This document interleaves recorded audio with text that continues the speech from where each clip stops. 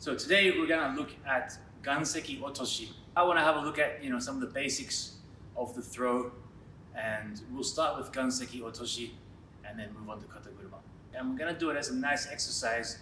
I like to do this at the end of class when everybody's tired, and it's a nice back stretch also, and very safe way to practice it. Very good for beginners. So Ty is gonna come in with yokomen. Now, when we do our yokomen, in one, we cut, right? We know this one because it's Minage. So all I want to do is get to the back.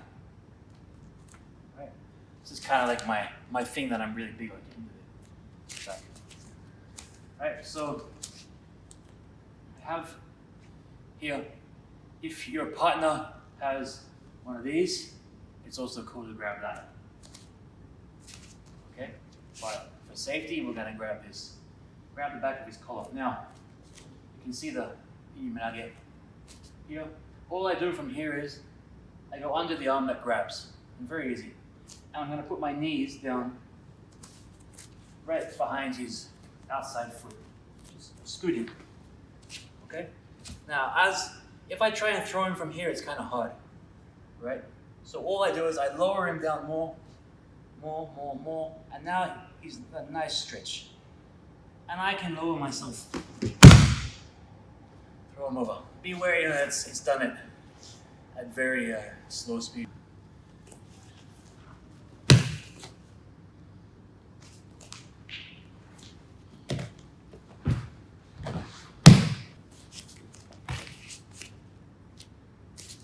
Alright, come in nicely. I have him here. Okay. I'm going for, move that right leg forward. I'm going for above his calf right here. To hook.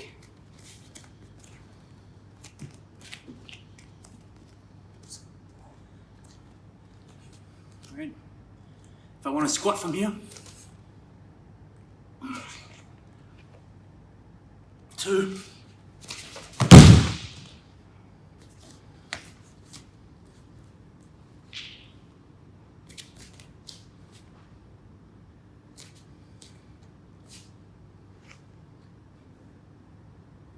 Back stretch.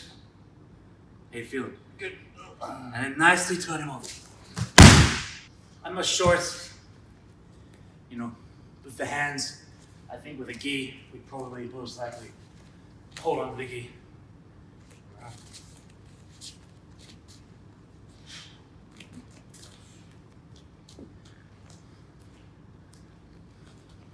Right now, he has to, for his ukemi, just protect the face. So when I throw you over, you're gonna go in the air, I'm gonna flip you, just protect your face. The old school technique was always here, under his leg.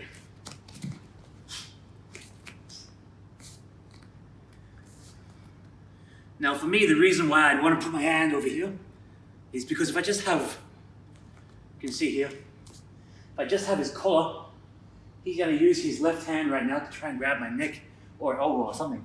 But if I can put that over,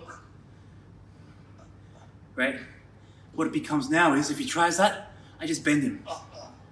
I bend him the other way. Right? And will he tap? I don't know.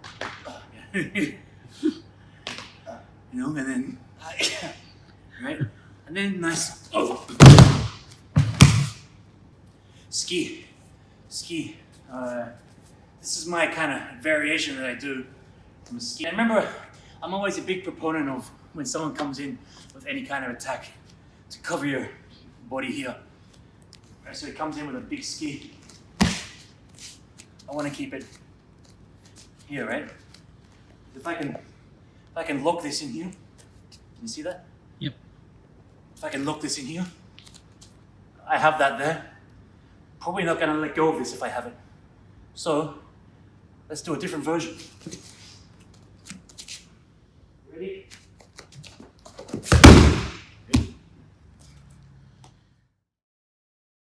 Okay, so now I want to show how I teach this, and I don't proclaim to be any kind of Ganseki Otoshi expert.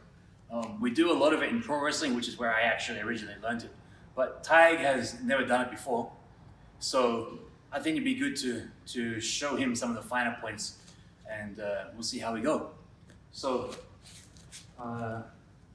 when we were practicing earlier, he was making the mistake of putting his back in like this to try and do it, right? And that's a very common mistake, and I remember myself doing it when I first started. Now, if I try and throw from here, and all he has to do is bend down and touch his toes, right? It's gone. So I'll give you a, let's say from a showman. So the very first thing right here is he's grabbed, don't let go. He's grabbed with the wrong hand, right? And immediately, right? Number one focus of this is you must be away. Because if I grab from here, this hand is free, this hand is free, all these are. But if I grab from here, right, all he's really got is probably a kick heel, right, which I can be ready for. Okay? But look at the difference when I grab from here and try and do it. Exactly, right? It's super simple. So even if it's just some kind of restraint, at least keep him like this, all right? So let's go again. So remember, it's your normal iriminage, right? Normal iriminage, right? Except from there, it's on, okay, it's on the collar, right? Let's see if we can get it. Right, very slow. Stop at the collar grab. Right, good. Now we've got it. So the only thing is now, I don't feel a whole lot of torque. What I wanted, yes, that's exactly what I want. Because what we kind of do now is we're kind of trying to feel each other out. All right? I feel this hand here, so I know it's going to be hard to strike. Right? My only option probably really is a donkey kick. And if he's smart, he'll see that. Okay? And if he's grabbing this here, right, hard, I can only really go this way. Right? And he's still good. Right? Very good. So we'll go again. Now, let's go to the loading me up on your shoulders. Come on. Keep it in there. Good. Now. Good. Now, remember what I said is, you go under the arm and just go to your knees. Load me up. No, put your head on the ground. Yep. Stop. Now, for beginners, just stretch the back out. And now you grab my ankle, flip me over. Good, good, good. Now, most important thing, which he's done really well here, is that there. That's kind of hard. A lot of people teach in Aikido, keep it on here. That's very good for Aikido, right? But for me, being a little bit more realistic, the minute he tries to just do a normal iriminage from here, keep it on there. Okay. So I always, keeping in mind in kategeko, it doesn't always work because that's kategeko. But I always, and he's done it how I've taught him, is to keep it, so you can kind of feel what's going on. But it is important to know both in Aikido, there, and here. And actually, I kind of want to probably more pin it if I need to. Okay, so let's do Shumoku.